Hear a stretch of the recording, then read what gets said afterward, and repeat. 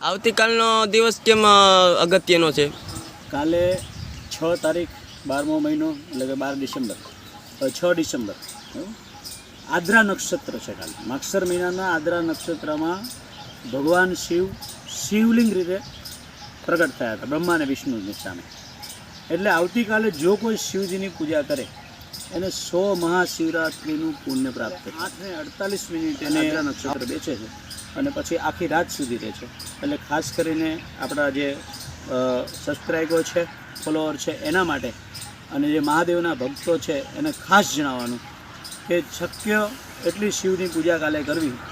સવારમાં જળ ચડાવવું, તલનો અભિષેક કરવો, હા, આખો દિવસમાં ગમે ત્યારે શક્ય હોય તો 3 ટાઈમના દર્શન કરવા, 2 આરતીના દર્શન કરવા અને એક મંત્ર ખાસ કરીને બોલો કે ઓમ તત્પુરુષાય મહાધિ ઓમ તત્પુરુષાય વિદ્યમહે મહાધીમહી તન્નો રુદ્ર પ્રચોદયાત.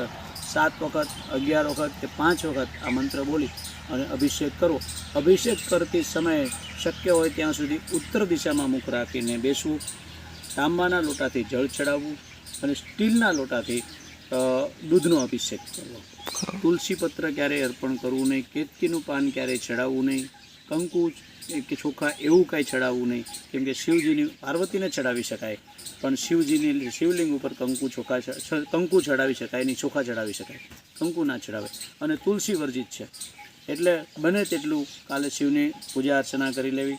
આ 100 શિવરાત્રિનું ફળ ફક્ત એક દિવસમાં પ્રાપ્ત થવાનું છે. સરસ.